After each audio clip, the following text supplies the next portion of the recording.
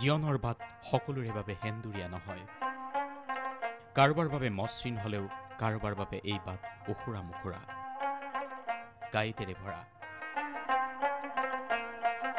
সংগ্ৰামেই যেন তেওঁলোকৰ জীৱন হৈ পৰে।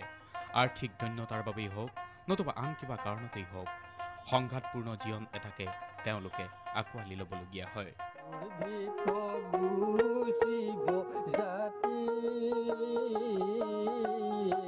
ক'ব খুজিছো শিৱসাগৰৰ দিগন্ত বৈৰাগীৰ কথা।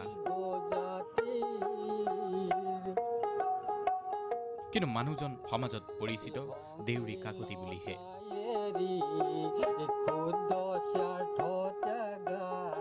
প্ৰায় 50 বছৰ গৰাকা দেউৰী কাকতিয়ে হাতত এখন টোকাৰি লৈ উজনি অসমৰ ইখন ঠাইৰ পৰা সিখন ঠাইলৈ ভ্ৰমি ফুৰিছে।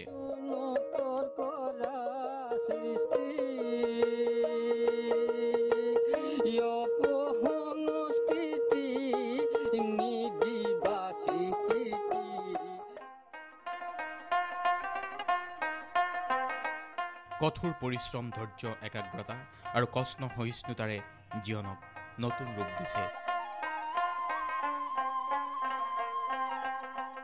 নিজে শিক্ষিত নাছিল, তাৰ কাৰণে আক্ষেপ নাই।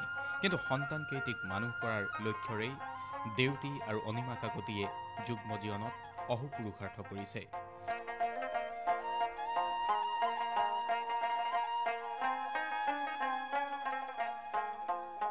মূৰৰ ঘাম মাটিত পেলাই দেউতীয়ে দিন হাজিৰা কৰে।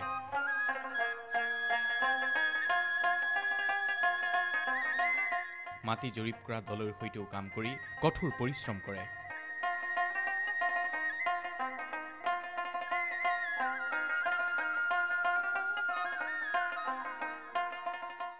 তীব্ৰ সংঘাতক প্ৰত্যাহ্বান স্বৰূপে লৈ আগুৱাই যাব পৰাটোৱেই জীৱনৰ সফলতা। সেই সফলতাতে অন্তৰ্নিহিত হৈ থাকে জীৱনৰ মাদকতা।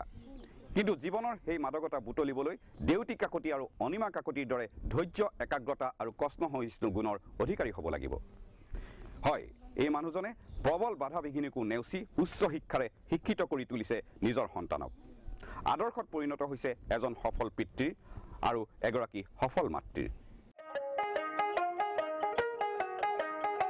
সহধৰ্মিনী অনিমায়ো সন্তানক মানুহ কৰাৰ স্বাৰ্থতেই ঘৰে ঘৰে কঠীয়া তুলি ভুই ৰুই, ধান কাটি, তাঁত বৈ, কাপোৰ উলিয়াই বছৰত বিক্ৰী কৰি টকা উপাৰ্জন কৰে।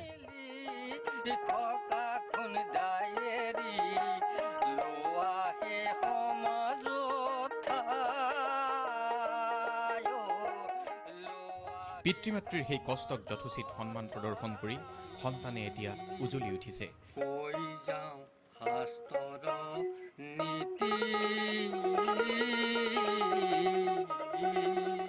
এতিয়া মোৰ অন্তৰখনত আনন্দ এটা উপভোগ কৰিছোঁ মই, কাৰণ ল'ৰা ছোৱালীকেইটাই যেতিয়া ভাল নাম এটা কৰিছে।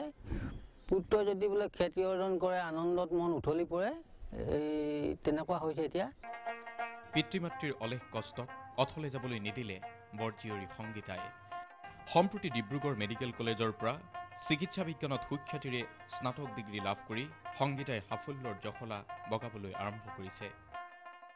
আমিও গৈছিলোঁ পৰীক্ষা, মানে আগবেলা পৰীক্ষা দিওঁ, পাছবেলা আহি পেলাই লোকৰ ঘৰত মানে মাটি ৰুবলৈ যাওঁ, ধান ৰুবলৈ যাওঁ। মানুহবোৰে মানে ক'বলৈ আমাক সাহস নকৰে, ভাবে বায়েকজনী ডাক্তৰ, ভনীয়েকনো কি মাটি ৰুব, হেৰি কৰিব জানে। কিন্তু আমি এনেই উপজাচিয়ে কওঁগৈ, বায়ে মই যে ৰুম, একো নহয়, ওচৰতে মাতিব পালে ৰুই দিওঁ আৰু সেই বুলি কওঁগৈ। যেতিয়া কওঁগৈ মানে মানুহে ভাবে তহঁতি ৰুবি জানো, বোলে বায়ে তহঁতে ডাক্তৰ কয়, তহঁতি মাতিব জানিবি জানো। কিন্তু আমি কওঁ একো নহয় ৰুম, সেই বুলি কৈ মানে এনেকৈ লৈ লওঁ, গোটেই খেতিখিনি মাটিখিনি লৈ লওঁ মানুহ ঘৰ।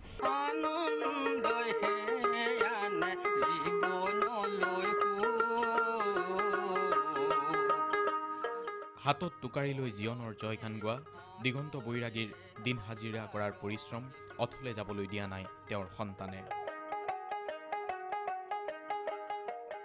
লোকবাদ্যৰ প্ৰতি অলেখ অজস্ৰ ধাউতি থকা দিগন্ত বৈৰাগী এতিয়া জীৱনৰ বাটত এখোজ দুখোজকৈ বগুৱা বাই অনাতাঁৰ কেন্দ্ৰ ডিব্ৰুগড় আৰু যোৰহাটৰ FM ৰেডিঅ' যোগেও বিভিন্ন লোকসংগীত পৰিৱেশন কৰি বিভিন্নজনৰ মাজত সমাদৃত হৈ পৰিছে।